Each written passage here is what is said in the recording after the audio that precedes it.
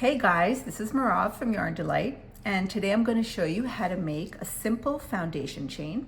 We're going to have 10 chains, but you of course will make as many chains as required from your pattern. Many patterns begin with a foundation chain. So let's begin. So here I have my yarn and I have my hook in the corresponding size as indicated by the yarn label. I will make a slip knot. So this is how I make my slip knot. I put the yarn over my 2 fingers, grab it with my thumb, wrap it around, making an X.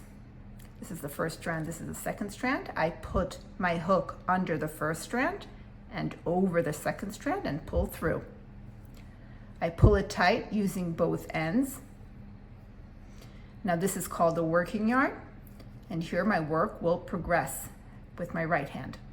So for me, it's convenient to wrap the working yarn around my finger. And now we will begin our foundation chain. So we will yarn over the hook one time and pull through the yarn. This is our first chain. Let's do this again.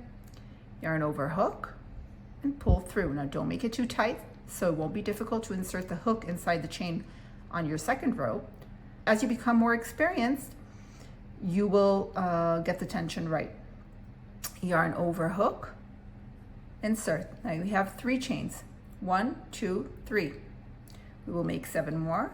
1, 2, 3, 4, 5, 6, 7. Notice how each chain has a V. Okay, this is how I count my chains. V is 1 chain, next V is 2 chains, 3 chains, 4 chains, and each chain also has a back loop. This is called the back loop. So it has these 2 strands as the V and the back loop. This is called my foundation chain. Hope you enjoyed this video. Bye-bye.